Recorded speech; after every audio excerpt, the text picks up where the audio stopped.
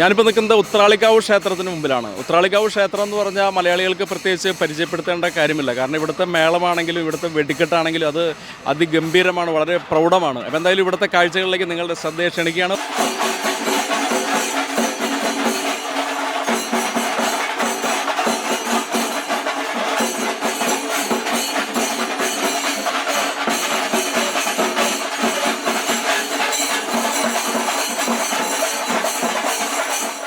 എല്ലാ പൂരപ്രേമികൾക്കും എൻ്റെ വിനീതമായ നമസ്കാരം. ഞാൻ ചന്ദ്രമോഹൻ കുമ്പളങ്ങാട്.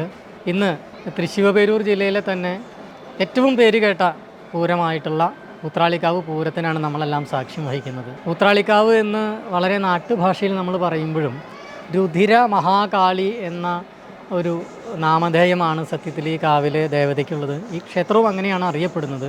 ഇവിടെ 3 ദേശങ്ങൾ, എങ്കക്കാട് ദേശവും കുമരനെല്ലൂർ ദേശവും വടക്കാഞ്ചേരി ദേശവും അടങ്ങുന്ന 3 പ്രമുഖരായ ദേശങ്ങളുടെ ഒരു കൂട്ടായ്മ, ഒരു ആരോഗ്യകരമായ മത്സരത്തിലൂടെ വാദ്യവും മേളവും ഘോഷവും കരിമരുന്ന് പ്രയോഗവും കരിവീരന്മാരും ഒക്കെ തന്നെ ഒന്നിനോടൊന്ന് മികവ് മാറ്റുരയ്ക്കുന്ന വിധത്തിലുള്ള ഒരു മത്സരക്കാഴ്ച കൂടി കാണാം നമുക്ക് ഉത്രാളിക്കാവിൽ വന്നു കഴിഞ്ഞാൽ.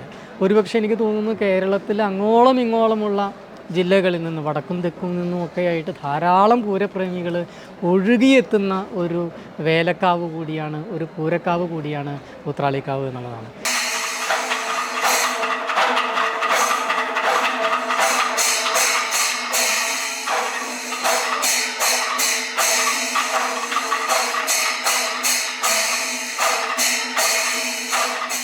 ഞങ്ങൾ കോഴിക്കോട് ജില്ലയിലെ ചേമഞ്ചേരി എന്ന് പറയുന്നൊരു സ്ഥലമുണ്ട്. ചേമഞ്ചേരി കുഞ്ഞിരാമൻ നായർ എന്ന് പറയുന്ന കഥകളി ആചാര്യൻ്റെ ഒക്കെ ആ സ്ഥലത്തുള്ള കാഞ്ഞിലശ്ശേരി എന്ന പ്രദേശത്തു നിന്നാണ് വരുന്നത്.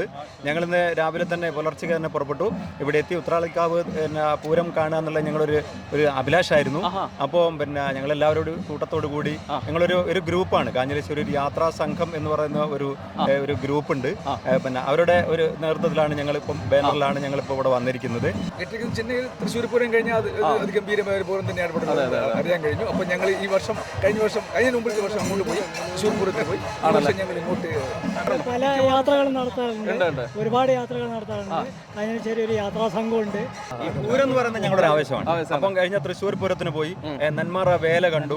അങ്ങനെ ഓരോ പൂരവും ഓരോ വർഷവും ഞങ്ങൾ കാണാനുള്ള ഒരു പരിപാടിയിലാണ്. അപ്പോൾ ഉത്രാളിക്കാവൊന്ന് കാണുക, അതിൻ്റെ മനോഹാരിത നുണയുക, അതിൻ്റെ വർണ്ണവൈവിധ്യമായിട്ടുള്ള ഈ പൂര കാഴ്ചകൾ കാണുക എന്ന ഒരൊറ്റ ലക്ഷ്യത്തിലാണ് ഞങ്ങൾ ഇത്രയും വെയിലിൽ ഇത്രയും ഉഷ്ണത്തിലടക്കം വളരെ ദൂരത്തു നിന്ന് ഇവിടെ എത്തിയത്. ഞങ്ങൾ ചെറുപ്പക്കാർ മുതൽ ഒരു 10-30 വയസ്സ് മുതൽക്ക് 70 വയസ്സ് വരെയുള്ള ആൾക്കാരുണ്ട്. ഞങ്ങൾ കഴിഞ്ഞ തവണ ഈ തൃശ്ശൂർ പൂരം, അതുപോലെ നെന്മാറ പൂരം, പിന്നെ അതുപോലെ ഇപ്പോൾ ഉത്രാളിക്കാവ് പൂരം കാണാൻ വേണ്ടിയിട്ട് വളരെ ഗ്രാമഭംഗി ആസ്വദിക്കാൻ വേണ്ടി വന്നിട്ടുള്ള ഒരു സംഘം തന്നെയാണ് ഞങ്ങൾ. ഉത്രാളിക്കാവ് പൂരം കാണുന്ന ഞങ്ങളൊരു ആഗ്രഹമായിരുന്നു. അപ്പം ഞങ്ങൾ ഇവിടെ വിചാരിച്ചത് ഏകദേശം ഒരു കിലോമീറ്റർ ദൂരെ ഞങ്ങൾക്ക് എത്താൻ കഴിയും. അവിടുന്ന് ഇങ്ങോട്ട് ജനത്തിരക്കായിരിക്കും. പക്ഷേ ഞങ്ങൾ അമ്പലം വരെ എത്തി, അമ്പലം വന്ന് തൊഴുത്. ഇതിന് വലിയൊരു അനുഗ്രഹമായി.